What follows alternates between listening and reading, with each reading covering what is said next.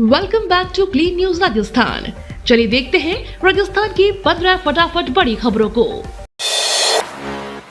गुर्जर बाहुल्य सीटों पे 3% तक बढ़ा मतदान। राजस्थान में गुर्जर वोटर को साधने के लिए पीएम मोदी ने चुनाव प्रचार के अंतिम समय में पूरी ताकत झोंक दी थी। पीएम मोदी ने बार बार राजेश पायलट और सचिन पायलट का जिक्र कर कांग्रेस को घेरा। इस बार गुर्जर बाहुल्य प्रदेश की करीब 46 सीटों पर अधिकांश में मतदान में बढ़ोतरी हुई है।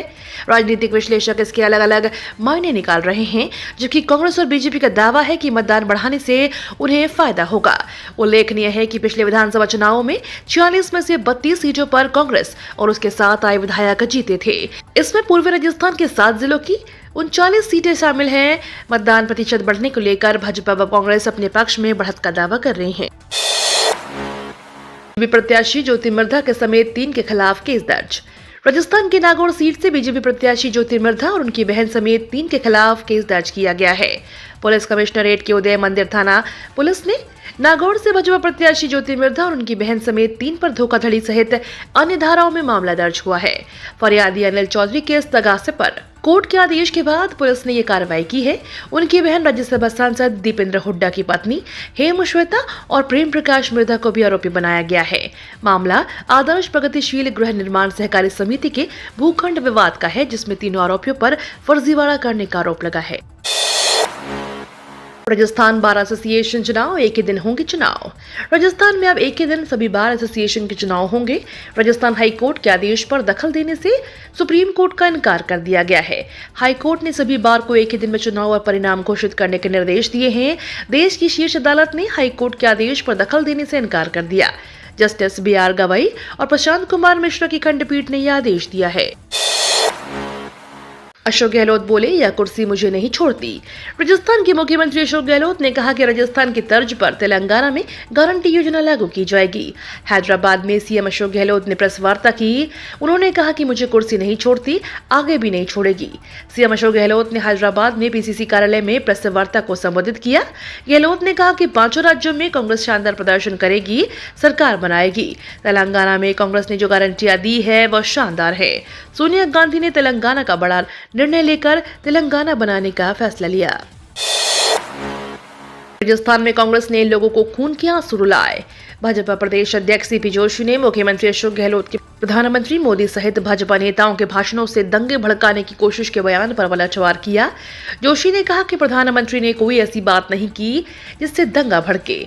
इसके उलट कांग्रेस ने 5 वर्षों में लोगों की भावनाओं से खेला, लोगों को प्रताड़ना दी, धोखा दिया और लोगों को खून के आंसू रुलाए। इसका खामियाजा 3 दिसंबर को भुगतना पड़ेगा। प्रदेश में बम्पर वोटिंग पर भाजपा प्रदेश अध्यक्ष CP जोशी ने कहा कि जनता ने अपना फैसला सुना दिया। कांग्रेस ने 5 सालों में जो वादा खिलाफी की, महिलाओं की सुरक्षा नहीं कर पाए, भ्रष्टाचार का तांडव मचाया, किसानों के साथ वादा खिलाफी हुई, युवाओं को धोखा दिया, कानून व्यवस्था लचर रही और तुष्टीकरण किया। बीजेपी ने मंझे हुए खिलाड़ी को उतारा तो कांग्रेस ने युवा जोश पर खेला दाव। झोटवाड़ा विधानसभा सीट पर विधानसभा चुनाव में भारतीय जनता पार्टी ने कर्नल राज्यवर्धन सिंह राठौर को मैदान में उतारा तो कांग्रेस ने NSUI से प्रदेश अध्यक्ष अभिषेक चौधरी को मैदान उतारा है। तो वहीं निर्दलीय प्रत्याशी आशीष सिंह सुरपरा को चुनाव मैदान में उतारकर झोटवाड़ा विधानसभा क्षेत्र को त्रिकोणीय समीकरण में बदल दिया है। हालांकि झोटवाड़ा विधानसभा क्षेत्र सीट परंपरागत रूप से भारतीय जनता पार्टी की सीट रही है। भाजपा के राज्यपाल शेखावत लगातार 2 बार झोटवाड़ा से जीतकर विधानसभा पहुंचे हैं। बाप ने बिगाड़ा बीजेपी और कांग्रेस का खेल। राजस्थान में 16वें विधानसभा चुनाव का मतदान 25 नवंबर को हो चुका है और इस बार चुनाव में प्रदेश के जनजातीय अंचल कहे जाने वाले बांसवाड़ा जिले में यह चुनाव बहुत ही रोचक रहा है। जिले में इस बार 3 पार्टियां मैदान में रही हैं, जिस कारण से मतदान किसको अधिक हुआ यह कहना थोड़ा मुश्किल होता जा रहा है। इस चुनाव में कांग्रेस और बीजेपी का समीकरण भारत आदिवासी पार्टी ने पूरी तरह से बिगाड़ दिया।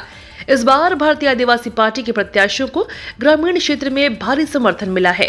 जिले की 5 सीटों में अंदाजा नहीं लगाया जा सकता कि और जीत रहा है, कौन हार रहा है। अब 3 दिसंबर को ही मतगणना होगी, जिसमें कौन जीता और कौन हारा उसका पता चल पाएगा। 3 दिसंबर को अगर बीजेपी को मिला बहुमत तो ये 5 नेता है मुख्यमंत्री की दौड़ में सबसे आगे। राजस्थान में विधानसभा चुनाव के मतदान 25 नवंबर को संपन्न हो चुके हैं और अब सबको इंतजार 3 दिसंबर का है, जब चुनावी नतीजे आएंगे और इसके साथ ही तस्वीर साफ हो जाएगी कि प्रदेश में राज्य बदलेगा या रिवाज। दरअसल प्रदेश में जनता जनार्दन ने जमकर मतदान किया और पहली बार मतदान प्रतिशत 75% के पार पहुंचा। जहां इस बार बम्पर मतदान से भाजपा को कोई उम्मीदें हैं, तो वहीं इस बम्पर मतदान में महिलाओं की बड़ी भागीदारी ने कांग्रेस की भी उम्मीदें बढ़ा दी हैं। वहीं अगर राजस्थान में राज्य बदलता है और रिवाज कायम रहता है तो भाजपा की सरकार बन सकती है।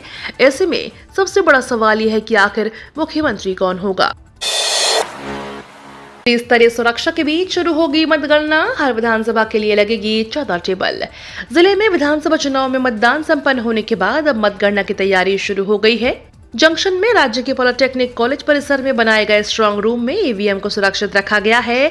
जिले में 8 विधानसभा क्षेत्रों में 2209 पोलिंग बूथों पर ईवीएम से मतदान करवाया गया। ऐसे में इन सभी ईवीएम को स्ट्रांग रूम में रखवा दिया गया है। अब त्रिस्तरीय सुरक्षा के बीच 3 दिसंबर को सुबह 8 बजे से मतगणना का कार्य शुरू किया जाएगा।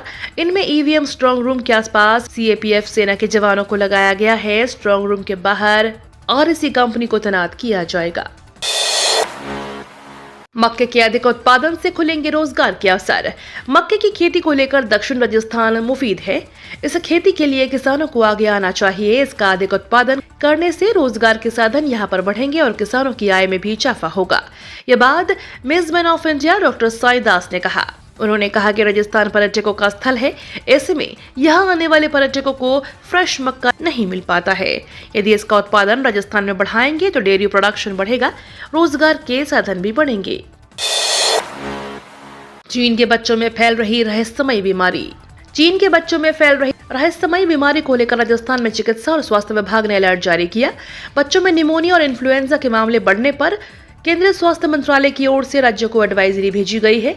इसके अलावा राज्य के सभी अस्पतालों में मॉक ड्रिल व निरीक्षण करवाने की गाइडलाइन भी जारी हुई है। हालांकि प्रदेश में अभी तक इस बीमारी का कोई भी केस सामने नहीं आया है। कोविड की तरह होगी चीन में बढ़ रहे श्वसन रोग की मॉनिटरिंग। चीन में श्वसन रोग के मामलों में वृद्धि को देखते हुए चिकित्सा एवं स्वास्थ्य विभाग ने प्रदेश के चिकित्सा प्रबंधन को अलर्ट किया है।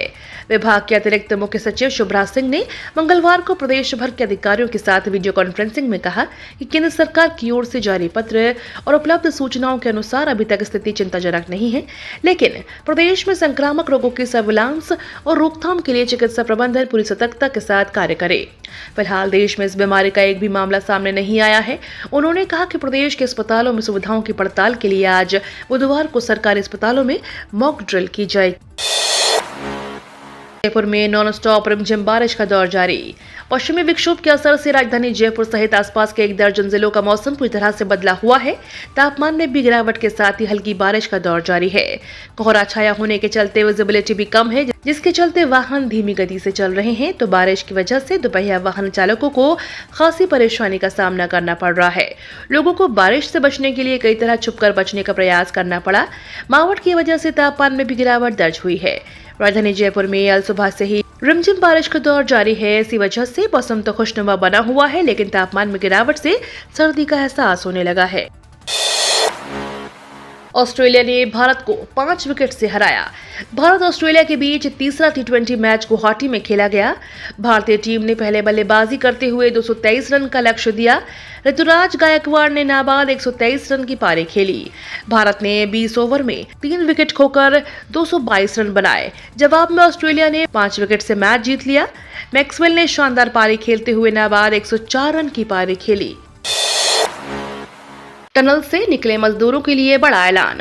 उत्तरकाशी के सिलक्यारा टनल से निकाले गए सभी 41 मजदूरों के लिए सीएम पुष्कर सिंह धामी ने बड़ा ऐलान किया है। सीएम धामी ने मजदूरों के लिए मुआवजे का ऐलान किया है। सभी मजदूरों को सरकार 1-1 लाख रुपए की राहत राशि मुहैया कराएगी। सीएम ने कहा कि बचाव अभियान से जुड़े हर एक सदस्य का मैं हृदय से आभार व्यक्त करता हूँ। उन्होंने देवदूत बनकर इस अभियान को सफल बनाया। ये तो थी राजस्थान की बड़ी खबरें। रोजाना सबसे पहले अपडेट पाने के लिए क्लीन न्यूज राजस्थान को अभी सब्सक्राइब करें।